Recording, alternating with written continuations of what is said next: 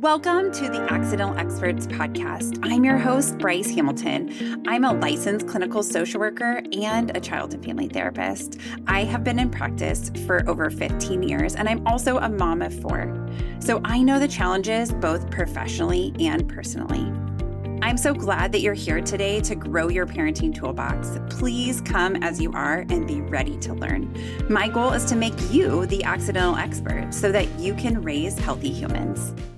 Hi, everyone. Welcome back. So we are going to be talking today about self-harm behaviors. This is a complex topic, and we have the perfect person for it today.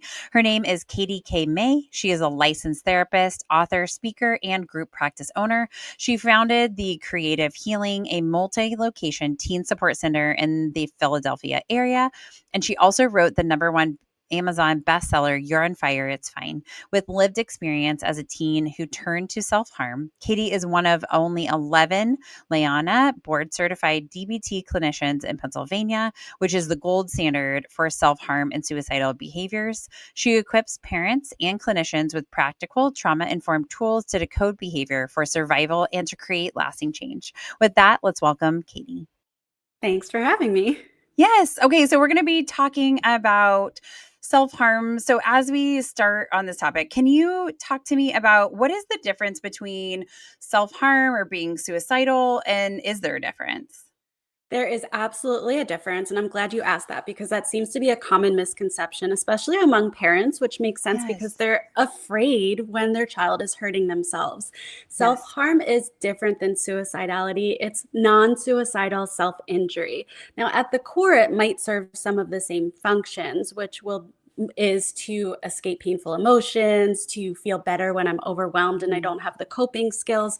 But it is actually not with the intent to die, but just with the intent to regulate emotions. It calms the system down quickly. Mhm. It works, unfortunately, and that's why it keeps Yes. happening. Yes. Okay. Awesome. Thank you for clarifying that. Because I think often in my practice too, parents will say, we're doing these harming behaviors. Like, I think they want to kill themselves. And when you talk to the kid, they're saying, no, actually, that's not the case. I am not trying to kill myself. I don't want to die. I need to feel something. Right. It could be I need to feel something, or I've even seen in the other direction, it becomes a blocking behavior, meaning Mm, it may escalate to suicidal ideation if depression doesn't get better, if yeah. hopelessness doesn't get better, Mhm. but the self-harm functions to keep them from getting to that level. Yes. Yeah. Which is fascinating because I don't think as parents that's generally how we're interpreting that. It feels very scary for us. Okay, so can you talk about why kids may engage? We talked a little bit about that, but why do kids or teens do self-harm? Like why do they do this, and why is it successful? So you mentioned that sometimes it does help to reduce those emotions or push them Mhm. away or help them to navigate. It can be a coping skill and not a healthy one, but one that sometimes kids or teens may use. Can you talk to us about that part? Yeah, oftentimes, not always, but oftentimes folks who self-harm have a predisposition to feeling their emotions in a really big way. So I call Mm, them fire feelers. When they have an emotion, they escalate quickly. They go 0 to 100. They feel their emotions really big as if they're on mhm. fire with those emotions, and it Yes. takes them a really long time to calm down. And so, if you can think about it that way, that you have a teenager who feels like they are on fire with their own emotions, your brain becomes really resourceful. It starts to come up with ways for making that fire go out. And one of Mhm. those ways is self harm, all the different ways that I might harm myself or be self destructive. And when someone engages in one of those behaviors, it brings that fire down. It Mhm. regulates the system. It helps to feel more balanced. So if you're thinking about somebody who has a lot of trouble coming back to center and has a lot of big feelings, this Mhm. behavior is one that helps them recenter themselves. Mhm. Yeah. Okay, so when you say fire feelers, do you feel like this is the same thing as people who are highly sensitive? I Like do. I gave it, HST or yeah, HSP? Yeah. I gave it a different term because I think there's some emotional charge behind the phrase highly sensitive people, in particular in the neurodivergent community. Mhm. And so I wanted Sure. to separate this as just people in general who are biologically sensitive, who tend Mhm. to be big feelers. The way I describe Mhm. it to parents often is sometimes you have kids that are good at sports. They're born good at sports. Some Mhm. kids are born good at music or art, and some kids are born really good at emotions. And so Mhm. that's what I see my fire feelers as, these people that are just born with this natural tendency to feel in really big ways, which has a Mhm. lot of pros and can be really Yeah. beautiful, but also has a lot of challenges that come with that. Mhm. Mhm. I'm thinking about I have I think I have a whole house full of people who are fire feelers probably. Yeah, same. And yes, and so I like that terminology too, but when I one of my daughters, I was trying to understand because she just feels everything so deeply, which can Mhm. be so hard for me sometimes as a parent, where I'm like, I thought this was like such not a big deal, but it is a really big deal to you. And figuring out like how do I parent around that. So if you identify that your kid is somebody who has these big feelings, is there things Mhm. that we can do before they get like I'm thinking like, okay, help me, especially with one of my daughters, manage her feelings so that we're not in a position as she becomes more mature to use these Yeah. self-harming tactics. Are there things that we can do to, if we notice like, okay, yes, I have a kid who has lots of big feelings, feels everything so deeply and personally, Mhm. what things can we do as parents to help navigate that at a young age? Your number one tool is going to be validation. And I want to tell you why. So, if we think about this kid who has a biological sensitivity, she feels her emotions very big and in these big, deep ways. The other side of that is the environment: parents, Mhm. teachers, coaches, siblings. And so, if you have an environment that's validating, what you're doing is reinforcing for the child: I see you, I hear you, your feelings are important. Even if they feel like no big deal to me, I can Mhm. understand why they're important to you. The opposite of that is the invalidating environment. And this is a home environment that gives the message that your feelings are too big, that you're too Mhm. much, that you're Mhm. too sensitive, that there are Mhm. simple solutions like go take a walk, you're just hungry, take a nap, go color in your coping skills coloring book. Because Mhm. what happens when someone with these big feelings is consistently given the message that they're too much, too sensitive, that what they think is a big deal is not a big deal, it starts to break their internal meter. And they start to Mm. think, consciously or not, am I too much? Is my gauge wrong? Is this really no big deal? Are my feelings not the right feelings for this situation? So it's the repeated pattern of invalidation that leads to self harm and poor ability to manage emotions. Because then when those big emotions show up, they go, oop, this is wrong. This is too much. Shut it Mhm. down. And so they find the quickest way to shut down those feelings. Yeah. So, okay, so we can control our own home, right? Yeah. But we can't control what happens outside of that. How much do Mhm. like, coaches, teachers, friends, parents, whatever in our environment, how much does that part impact? Like if we're doing a really good job at home of Mhm. navigating and saying like your feelings, like they matter to me and like I hear you, like this is really upsetting. I love you. Like we can work through this together and we're Yeah. supportive, right? How are we making like does that have a bigger piece of the pie or I mean like how much is the outside factors influencing our kids? Yeah. I have like a two-part answer to that for you. Because when I was in grad school, my I have a teenager, and at that point they were like 18 months. And I remember one of my professors essentially saying it's all the parents' fault and parents are always going to mess up their kids. Mhm. So I like shyly raised my hand and was like, wait, I'm going to mess up my kid no matter what. And then she softened a little bit and she sat back and she shared the theory of the good enough parent, which Mhm. essentially says that we only need to get it right 20% of the time, and repairing and reconnecting the other 80% of the time is okay. And that gave me a lot of hope that we don't need to be perfect all the time, even at home, for our kids to be okay, for our kids to understand how to manage their emotions, how to communicate effectively. And so when I share that metric, that we only need to really be perfect or good enough 20% of the Mhm. time at home and things will still be okay, I think it gives a lot of hope that even Mhm. if other environments are imperfect or invalidating, that we can be the safe landing at home. So if there is a coach that is highly critical, if there is a teacher who's shaming in the classroom, that Mhm. your kid feels safe enough coming to you to share that information so that you can Mhm. support them and process together and still have a kid who knows how to manage their emotions in safer and healthier ways. Yes. Okay. Thank you. Giving us all hope because I mean, this parenting gig is so hard, So right? I hard. mean, there's so many layers and things that none of us, even people with our degrees, don't feel prepared for, right? Like that our kids are, I joke that I'm constantly in clinicals of like, I never actually left. I just like do it at my home too, of like, I'm still learning on the job. So it's valuable, but you know, I'm definitely still learning every stage, every season, every day. So.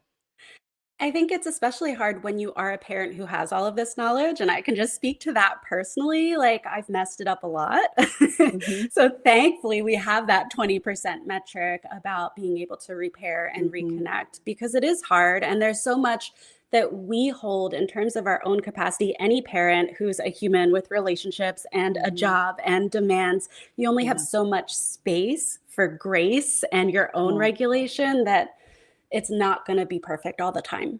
Yeah. So true. Yes. Thank you for reminding us to give ourselves grace for sure. Okay, so back to the self-harm piece of like so what things should parents be looking for that are early warning signs that a kid might be either utilizing self-harm or could use self-harm or like might be struggling with the thoughts of self-harm, right? Like all of these questions around how to know so that we can try to help and support our kids in this stage wherever we are. I would say the biggest risk factor for self harm is depression. So, if you Mm. have a teenager who is meeting criteria for depression, they are more tearful, they're crying a lot, they're isolating a lot, you're seeing them as extremely self critical, they're maybe making hopeless statements about it's never going to be good or I'm never going to have friends. So, any of the signs that your teenager has depression and you've seen those signs consistently for about 2 weeks or more, I would at that point enlist some professional help or a third party to start to assess whether this is a point where your teenager needs more consistent support than you can Mhm. provide in the home environment. And I think that I go that route of like, let's get a therapist in the mix sooner rather than later, because teenagers, and I've seen hundreds of them at this point, even when they have a good relationship with their parents, there's a lot of shame around being able to say the words out loud of, I'm cutting myself, I'm hurting myself, I'm having suicidal thoughts. It's scary for them. And the Mhm. reaction of their parents is scary as well, or they don't want to hurt them, they don't want to Mhm. disappoint them. So if we can have a professional supporting the conversations to then bring the parent in and make the parent aware and safety plan together, I believe that that works better than parents over monitoring, parents doing body checks, things that I would Mhm. not recommend if we're concerned about self harm. Yeah. So, I mean, can we ask our kids? Can we say, "Have you thought about self-harming or have you ever self-harmed?" Are those okay questions for us to ask as a parent? Absolutely. One of the things I talk about frequently with parents is having the ability to say the words because it communicates to your teen that you're okay with it. One thing that I think is helpful for all parents and professionals to communicate directly or indirectly to teens is there's nothing that you could say that would freak me out. I can Mhm. handle whatever it is that you're going to say to me. So if you do have those concerns, you can say, I'm noticing that you're more depressed. Have you thought about self-harm? Are you Mhm. having suicidal thoughts? Because those kinds of those phrases can help your teen understand, oh, mom is aware of these kinds of things, or Mhm. mom's already saying the words, so I don't have to say them out loud. Mhm. Okay, so let's say our kid does. We ask the question, "Have you thought about killing yourself? Have you had suicidal thoughts? Have you thought about self-harm? Have you self-harmed?" And they Hmm. say, "Yes." Then Hmm. I know it's as a parent, like I'm sure your heart just like drops, right? Because you're thinking Yeah. like, "Oh my gosh, right? Like this is real and it's happening right Hmm. now." And but like knowing that like there's a reason why you ask Hmm. and how should we respond, right? So in those moments where we do ask the question, they do affirm that that is something that they're thinking about. What should we do next? First step, manage your face. Because Mhm. before you say any words, your teen is going to read your face. And remember, if Yes. you're a fire feeler, you are very attuned to these minor nuances in people's tone and people's facial Mhm. expression. Manage your face, manage your tone. And I know that's hard, but Mhm. I would respond back with, thank you for trusting me. That phrase can Mhm. be really helpful and powerful. You can also communicate, I love you. Obviously, I don't want you to hurt yourself, and I'm here for you. Let's get you the right support for this. But I think managing your face, you can say, it hurts me that you're hurting yourself and I can handle it. But thank you for trusting me is really helpful as a response. Hmm. Hmm. So something I was just thinking, do people who are fire failures normally have parents who are fire failures? Like, is it something that you tend to see genetically, like passed Yep. down or, yeah. At least So, one of them, I would say, will also be hmm a fire feeler. And it's interesting when I talk to families and I'm describing their teenager, one and or both of them will be like, "Oh, that's me too." Or they'll say, "Oh, that's you, honey." So uh-huh. they know, they're aware. Yeah. Yes. Well, and I was just thinking because it's like sometimes, yeah, I mean, I think probably both my husband and I are, we definitely, but like in totally different ways. And so it doesn't present exactly the same. And so sometimes it's like more tricky to respond to, but it's like you don't also have the skills. Like sometimes you didn't come with the skills. Like your parents didn't know how to help you with your big Mhm. feelings. And then so then you might find yourself as an adult with big feelings and not know how to handle them. And then you might find yourself with a teenager who has or a kid, right? Like even the little kids with big feelings can be really Yep. hard. And then you find yourself with a teenager who has big feelings and you're like, I don't know how to handle my own feelings. It's hard for me to imagine how to handle theirs. What advice do you have around that piece? You're highlighting something that's really important is that fire feelers often have parents who are fire feelers and grew up in invalidating environments. So, Mhm. number one, when I'm working with families, teenagers are getting skills to manage emotions, and parents are concurrently getting skills to manage emotions. But Mhm. there's something that I always like to help folks look out for is the overcompensation. And I did it myself. I grew up in an invalidating environment. And so when my child was younger and they had bouts of anxiety or not wanting to go to school, I didn't want to invalidate their experience. And so I would think, but what if this is the time they really do have a stomach ache? I shouldn't Mhm. force them to go to school or I'm going to be invalidating them. And I actually Mhm. did them a disservice because I wasn't setting enough boundaries to support them in being successful because I was so scared of invalidating them. And it Yes. wasn't until I did my own work on my family of origin stuff that I was able Mhm. to realize that I was responding to emotional choices rather than more balanced or wise choices about how to Mhm. parent. And so, if you find yourself in this predicament where you grew up as an invalidated child, I would say that you probably have some of your own wounded child work to do to be the Yeah. most effective parent for your child. Mhm. Okay, can you speak to what is wise parenting to clarify Yeah. what this terminology means? Wise mind is a term that comes from dialectical behavior therapy. It's the kind of therapy that I am board certified in. And so, what it is finding balance. It is Mhm. tapping into your emotions. How do I feel in this situation? But also Mhm. using rational mind and logic to be able to find the balance between the two of them. The best example that I can give that most people can relate to, which is not about parenting necessarily, but is deciding on what college to go to. When you decide on what college to go to, you are looking at the programs of study. You're deciding, well, is this the place that has the program that I want to study? So that would be the Mhm. logical thing. You're looking at the cost, the numbers, all of that, rational decision making, but you're also going to visit the college and you're getting a sense for, do I feel good on this campus? Do Mhm. I connect with the other people here? Do I share values with this community? And so it's those two sides together that help you decide on the best college for you. We use this in our parenting as well. So the example that I gave about my child not wanting to go to school, my Mhm. emotions were saying, what if this is the time? Anytime I say what if to myself like that, I know it's my anxiety talking. So Mhm. what if this is the time that they actually have a stomach ache? But my rational mind was saying they don't have a fever, there's no signs of a stomach ache, and this is the 10th day in a row where they've said they have a stomach ache when it's time to Mhm. go to school and only when it's time to go to school. So using both of those variables and putting them together helps me make decisions about what's the best or most effective or most wise next step. Mhm. Well, and then remembering that we do the parenting that it's like we're doing just enough and we're doing our best job, right? So like we could get it wrong. We could send a kid that Totally. has the stomach flu to school and Mhm. then they're going to call us because they're probably going to throw up at school and then or something, right? Like they're going to be in a position where they start a fever, whatever. And then we can say, this morning I, didn't notice any symptoms and you were feeling bad and I sent you to school and how are you feeling about that? Or I'm sorry that that happened or whatever we can repair, right? To kind of heal that Exactly. part. Because I think it's hard. I mean, like that speaks to me so much of like this part of like you want to trust yourself, but then also like you want to trust your kid and like teaching them to trust themselves. And then also like being like, as a parent, it just didn't seem like you seemed okay or whatever it is. Like I think this can be so challenging, right? And so we can get it wrong and we can still make it through. 100%. There's so many opportunities to mess up, but also to get it right that we just keep Hmm. going. We keep trying. Yes. Yes. So true. Okay, so what you mentioned depression earlier. Are there other underlying mental health conditions or diagnoses that you seem to find that either correlate or come along with self harm behaviors? Mhm. I Yeah, talk think to me.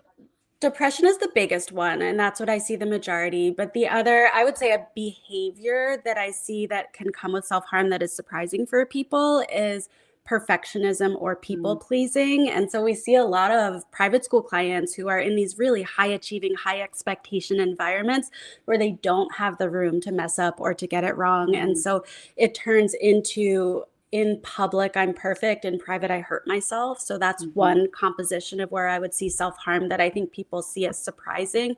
And the other population where I see self harm show up a lot is in the neurodivergent community. So mm, teenagers with ADHD, autistic teens.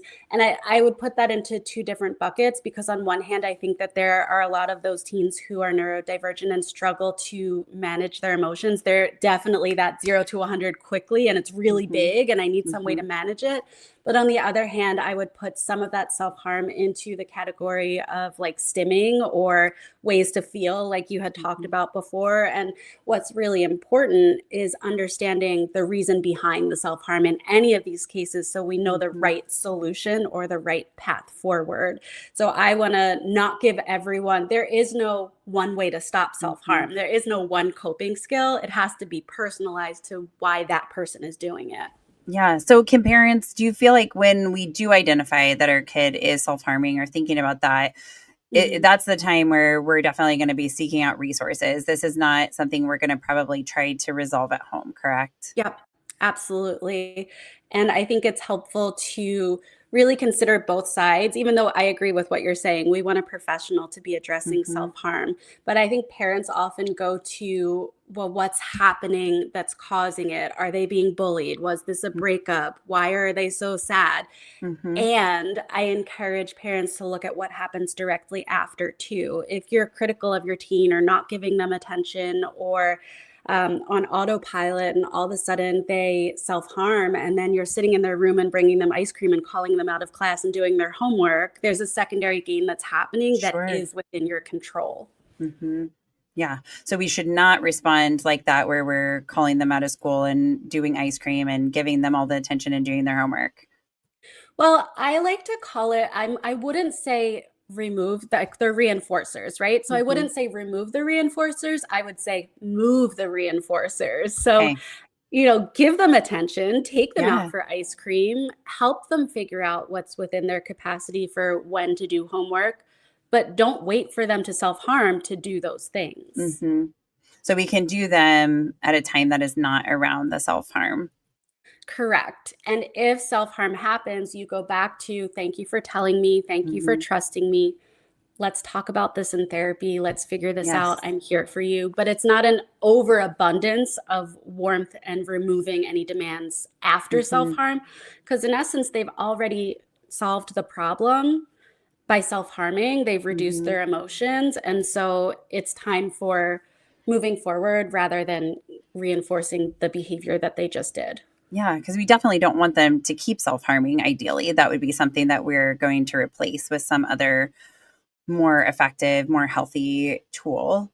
And I get that we don't want to like reinforce that part. So, yes, I love buying my kids ice cream, but let's not put it in relation to the self harming behavior. Let's tie it to something else of like, it's just a random Thursday and I love you. And so after school, I'm going to take you out for ice cream versus it being something to be with that behavior.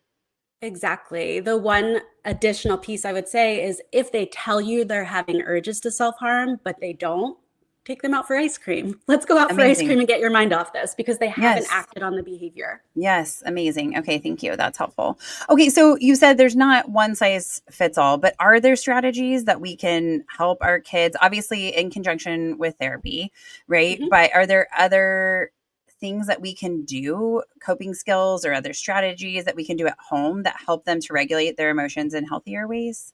Absolutely. I look at coping skills along a continuum. So I want to start at the top. Let's say you or your teen are an 8 to 10 out of 10 on your stress meter.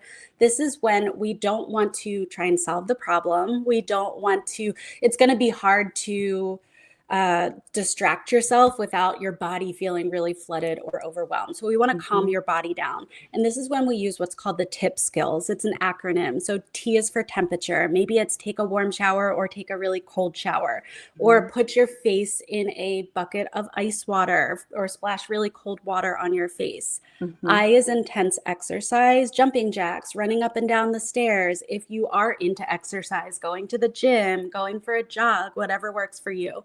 P is progressive muscle relaxation. So, squeezing and releasing your muscles. You can find guided ones on YouTube. If you have a really close relationship with your teen, you can guide them through this or do this Hmm. with them. And P is for paced breathing, really slow breathing, breathing out for longer than you're breathing in. Again, you can find some of these guided on YouTube, or if you have some of those meditation apps, Hmm. that they can guide you through them as well.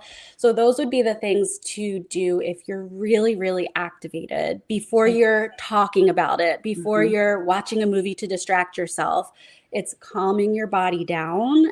And I would say trying something or stacking some of those skills for at least 15 minutes. It's not going to be an immediate Hmm. decrease. Hmm. Yeah, that's really helpful because I think it's really hard. Normally, when we're having the big feelings, that's the part that we're like, okay, we want to solve this, but our Mhm. kids or teens or even our partners or friends don't seem to be listening, right? They're not there, right? They're someplace else, Yeah. and so it's really hard to get them to talk about. They don't know, right? They're like, I don't know, I don't like, or I can't talk about that right now. Well, and I think I liken it to the statement, you can't teach someone to swim when you're drowning. And so when I'm talking Yes. to parents and I'm saying, if your kid was in the deep end and they were drowning, you wouldn't be saying, what do you need? Do you want me to throw you an inner tube? Do you think you can Hmm. swim right now? How cold is the water right now? Because they're Hmm. drowning. They need something else from you. They need more certainty. They need more direction. And they Hmm. need you to be the stable one. So because they're the one that's falling apart right now. Yes, that's such great advice because I think often we go into that mode of wanting to help or solve the problem, and so thinking about let's get them out of the deep end first, right? Let's get out of the Right. water, get to safety, and then we can start talking about like what happened or what the problem is or what's causing this feeling in them. Exactly. Makes And equally important, I would say, is how the parent is feeling, right? hmm. Because you may need to use your own paced breathing Hmm. skills or do a few jumping jacks in the bedroom before you go downstairs, because your energy is going to impact their energy too. Absolutely. Yeah. And you said that these kids who are fire feelers are definitely reading us, right? So if we come in and we're not calm and balanced, right? They're going to Yeah. read that and they may misinterpret it because we may Hmm. be calm and imbalanced because we care so much about them. It isn't a lack of caring or that we are Of mad or course. anything. It's just that we're, you know, scared, right? And or whatever the feeling is, and then they're going to interpret that and then make their own sense of that thing, which might and in essence kind of turn them off or right like keep them from sharing things. So we want to be as calm as possible, which is so hard, right? And can we say to them like, hey, I'm really trying, like I tried this new skill or something like that, or is that not the Mhm. moment to tell them like if we're having trouble regulating? I'm just like thinking like if I'm a parent and I'm scared and I've done the things and I'm not calming down and I just feel really upset, do we tap in other resources? Like how do we handle that part? I believe that transparency and verbal scaffolding is always helpful with your teen. And what I mean by that is if you don't know the answer, if you're kind of panicking, if any of those things are happening, they are going to interpret your response as about them unless Mhm. you tell them otherwise. And Yes. so if you're able to say, you know what, I'm not really sure what to do right now, and I feel really scared, but I'm here for you. Let's call grandmom so that she can help us talk through XYZ. Or let me Mhm. call your therapist and see if she's available so we can, hop on Zoom together or whatever. Yeah. If you can tell your teen what your face means, what your tone means, it's going to help them not personalize it, and that's always a Mhm. win. Oh, yes. I love that. Because I think sometimes we're afraid to say it because we're like, I don't want to mess up. But if we Mhm. give the information, then they have the answer. They know why we're looking this way or why we're responding this way. And it helps them to not take it personally. And I think that deepens our relationship with our kids. I would agree. The developmental stage that teenagers are in is that the world revolves around them. And so, we know that as parents, and often I think we gripe about it as frustrating Hmm. as Sure. parents, but knowing that information is helpful because, of course, they're also going to think that your reactions, your facial expressions, your tone of voice is about them, even if it's not. So you have to tell Hmm. them what's happening. Yeah. Okay. So are there times like that we would say like immediate intervention needs to happen in terms of self harm? So either our kids have told us something or we see something that we're reacting more strongly to the situation. And then how do we know what the right provider type is it a therapist, is it a psychiatrist, do we go to the emergency room, do we call the pediatrician, like how do we know? I have so many feelings about those questions. Yeah. So I'm going to talk you through all of them. Yes, please, thank you. The greater the risk, the more concerned that you should be. And so, if you have a child who has self harm urges, who's cutting or something like cutting, I think outpatient therapy, and I can tell you what kinds of therapy are the best bet. Going Yes. to an inpatient facility is not going to change self harm behaviors. It's going to prevent them from having access to tools for a time limited period and then Mhm. put them back out into the world where all the same stressors are happening. So, we Mhm. want our children, teenagers, any individual who's engaging in self harm behaviors to learn how to cope in the environments where the triggers and stressors are happening. The only outlier to that, in my perspective, is if someone is at imminent risk where they say, I'm going to kill myself. I have intent. I have a tool. I have a date. I have a time. I can't stop myself from acting on this urge. Then, of course, we want to use the tool Mhm. of hospitalization to keep them safe because that's what it's there for. In Sure. terms of outpatient therapy, the gold standard for self harm behaviors is dialectical behavior therapy, which is individual therapy to get to the root problems, Mhm. and a skills group to learn new skills to manage these big emotions, tolerate distress, and effectively communicate to other people. If you're working with a teenager, our program also includes parents because of what we've been talking about today. The Mhm. environment is such a big part of how teenagers change or don't change, that we want to Yeah. make sure that parents are learning their own skills and learning how to respond effectively. Yes. So I think we talked about depression. I mean, where do you think medication falls in treatment for depression? Is that a valuable skill? Not for everybody. I mean, where do you feel like that is? I think that medication is important to consider when somebody has depression. Medication is not going to change a behavior. For Mhm. example, it's not going to stop someone from self harming, Sure. but it makes your brain more flexible to making those changes when your mood is more stable. And so Mhm. I would say it is something to consider as part of your treatment team. It's not the only thing I would consider. Yeah. Well, and that's because we also need replacement behaviors. Like we need to understand why Exactly. that happens. We have to understand what led to that, what we could do differently. And also, I think the support aspect of like, you're not the only person going through this is such an important piece, especially for teenagers, but for adults too, right? Like when we feel like we're alone and kind of on an island by ourselves, like that Yeah, is hopeless.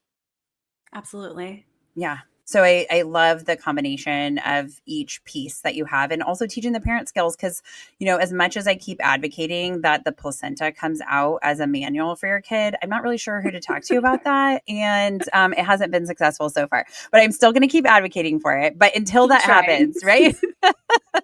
I'm like, you have to birth it. Why not make it a book? But anyway, so I think, until we have that, we as Mhm. parents, we're doing the best we can. I've never met a parent who is not doing the best they can. Now, we are going to make mistakes, right? But Mhm. that's not indicative of us not doing the best we can. Making mistakes just means we're learning still, right? And so we're not going to necessarily know how to do this, and we can, or maybe, I mean, maybe it's not still learning, but I mean, I think it is a piece of learning, right? Is that we make mistakes, or maybe we're still learning that lesson the third time, right? But we can grow too as parents. So I think that's a really important piece, is that it's not just the teenager, it's the therapist connecting with the teen, but then also the teen having a group. Is that what you found is most effective for treating self-harm? Yes, absolutely. And I would say parents are doing the best they can, and they can do better and learn new skills and Sure. try different things. And same for teenagers. So I would agree with everything that you're saying. We're all doing the best we can with the tools we have right now, but that doesn't mean that Yes. new tools can't help us do better. Yes, absolutely. I like that perspective, because I do think, we are trying. Sometimes parents are like, I just suck at this. And it's like, no, I mean, that's not it, right? Like, you are trying. But I love the perspective that we can still grow and learn new tools and do better. And we want to most of the time do better, right? Because it feels kind Yeah. of like crap when we don't do well. Okay. So is there ways, and we talked a little bit about this in the beginning, but for parents listening, that we can create a home environment that reduces the likelihood that kids are going to self-harm? I ask in relation to like my own family, being like, tell me what I can do to make sure this, as much as I can predict, doesn't happen. Are there other things that you feel like we can do that help to limit the likelihood that self harm would happen, or would be a coping skill that a teen or a child that we have would use? So we talked about validation as the number Hmm. one tool. We want to see, hear, validate emotions, talk about why they make sense. The other thing that comes to mind for me is creating an environment where your teen feels safe to be themselves, where your Mm, teen feels safe to have limits and boundaries within the values and rules of your home. I like to think about how can we create an environment that reduces shame-based parenting. You have to do this because I said so. You can't be disrespectful. There's no room for your emotions. You're a reflection of me, and therefore you need to be XYZ. So those are all expectations that can create shame or the necessity for your teenager to stifle who they are to please you. And anytime we're creating shame or stifling or suppressing, we're increasing the likelihood that when everything is being pushed down, it's like if you were to push a beach ball down, I don't know why all my metaphors are about pools, but if you were to push a beach ball down under the water, eventually it's going to pop up and you mhm. don't know where it's going to go, who it's going to hit, or Yeah. how it's going to land. So if you can create a home environment where your teen is allowed to be themselves, is Mhm. allowed to have space to breathe, to be, to express themselves, again within the expectations and limits of your family, you're creating safety for them that Mhm. will help them come to you if something is wrong, but also will just help them have the space to process what they need to without feeling like they have to be something else. Yeah. Well, and I remember learning in school, and correct me if you feel differently about this, but like, when you suppress emotions, you don't get to pick which ones you suppress. You just Yeah, suppress all of them. that too. Yeah. Right? And So that's when then you it's see like, something even you're suppressing joy, right? Like, even you're exactly. suppressing like bravery, you're suppressing just all these different emotions that you want your kid to feel. So if we're saying it's not okay to feel angry, right, in Mhm. our home, right? Which then they're like, okay, you have to push down all the feelings. You don't get to choose. And when we're suppressing, they all just kind of go into a vacuum. And then eventually, it comes out. Yeah. 100%. Yeah, yes. Okay, so something I didn't ask you, but I was thinking about, is a lot of times when we think about self-harm behaviors, we think about girls self-harming, but we don't really think about boys. Is that something that is a gender specific behavior? Or do you find that each gender participates? I would say it's across all genders. And Yeah. so, our the composition at my teen support center is, I want to say, it is maybe 80% female. So you're not wrong. And I think that's something that we probably haven't studied enough, or these self-harm studies tend to focus on females, is because Mhm. males are socialized to feel emotions in different ways. And so it may come out in different self destructive behaviors, punching Mhm. walls, drugs and alcohol, getting in fights. Yes. Not to say that they're not cutting or engaging in other self harm behaviors, Mhm. but I do see it across the gender spectrum. So I don't think it's unique to just female Yeah. population. Yeah. How about like I was thinking about like driving too fast. That could be a self-harming behavior, Mhm. right? Like doing it with the intention to like get control over your emotions, right? Like using that as a coping skill, or could it be like applying yourself into something? Like you said perfectionism earlier, but I'm thinking like sports too, like having to be perfect at sports. Like is that something that also could be showing up? Yeah, I think, we go back to what is the function of the behavior. So it could Yeah. look different in a lot of ways. It could look like being a workaholic when you're an adult. Mhm. It really comes down to harm reduction. Cutting yourself, burning yourself are pretty dangerous behaviors that, if you Sure. build tolerance, could become more dangerous Sure. behaviors, and they're less socially acceptable than something like you just said, like playing a sport on a team is more Mhm. socially accepted. And so I always look at what's the most effective way to manage the emotion, and what's the most harmful way to manage the emotion, and how can we Okay. move towards being more Mhm. effective. But I tend to generalize. So the tagline in my book is effective strategies for parenting teens with self-destructive behaviors, because it's Mhm. not self-harm for everyone. It could be Yes. blowing up relationships all the time, gossiping and getting in fights and losing friends. That's a Mhm. self-destructive behavior, but it's not necessarily cutting yourself. So it Yes. does look different depending on the individual, what they have access to, Mhm. what they've learned, what's helpful for them. Mhm. I know teenagers who have tried self-harm and been like, not for me. It didn't really do anything, but they're still doing self-destructive things, just not that Mhm. thing. Got it. Okay. Do you find are there other populations, right? Like when we look at besides gender, that we find that might be more at risk for self harm or self destructive behaviors? I don't want to stereotype, but I would say that it tends to be, if we think about those that are more in touch with their emotions, I think about Mhm. artists, theater kids, musicians, like Mhm. the artsy kids tend to be in Yeah. touch with their emotions in a way that can be overwhelming to them. Whereas I've seen less of it in the um, athletic kid population, but that doesn't Mhm. mean it doesn't exist. Yeah. Well, sometimes it's just helpful as a parent, like talking to somebody who is so knowledgeable like you that to say, like, okay, it's just on my radar, right? Like, Yeah, instead of sometimes I think as parents, we can be like, oh, that my kid would never do that. Like that would never happen. yeah. And sometimes it's easier to live in that space to just to be like open to the idea that it could happen, right? It's possible. But I think understanding the kids who are feeling very deeply is one of the biggest predictors. And that, do you ever find kids that don't feel deeply that do participate in self destructive behaviors? It would be tough for me to say, because I'm not sure that I would see those kids in my therapy Yeah, office, and so sure. it could be Yeah. happening, but it's not on my radar. Yeah. Well, mine either. And so I was just curious if you saw like kids, like maybe you get a better preview of what that looks like. But I think that emotional reactivity, big emotion, just like noticing that. And we Mm, know, I mean, my kids are, I think research shows us that our kids are who they are when they're yep. little, right? It's not like Yeah. they become themselves. Like parents will sometimes say to me, I can't wait to see who my kid becomes. And I know it's maybe where they'll go in life is maybe what they're meaning, but like sometimes it's also about like how their personality will change. And I don't know about you, but like we're all like kind of born with that and we like mature into it and we gain insight and grow and all the things, but we are who we are. So if you have a 2-year-old who has lots of really big feelings, and then at 3, they still have lots of big feelings, and 4, they still, right? It's like, okay, we have a fire feeler here, right? Like probably this is likely one of those things. Is there a measure that people can look at to help them understand if their kid would meet criteria, or are there other factors that they should look at?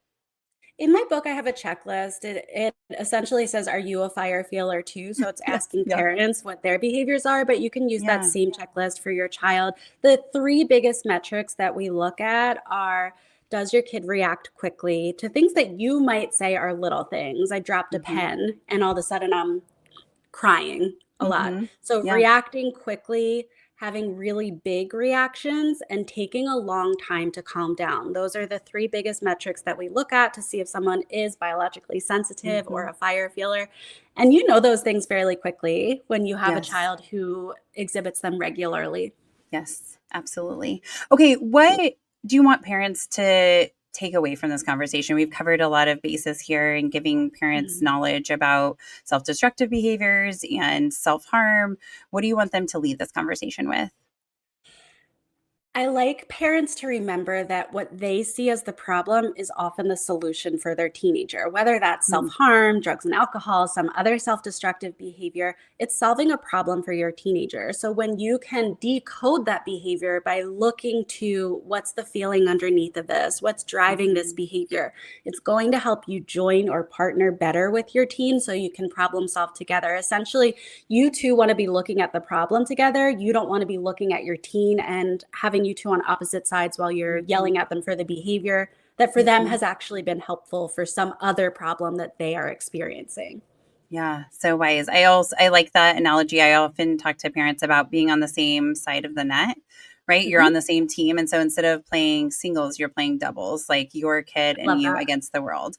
And I think that helps me as a parent too, because sometimes it can be frustrating when you're trying to solve a problem. But it's like if you feel like you're on the same side of the net, it's like when they are successful, you're successful. And Mhm. just like building off of that of like just pulling you guys together versus pulling you guys apart, which ultimately creates long-term good relationships, right? And the ability to like work through problems together and feel them to feel like they can rely on you, which is so important.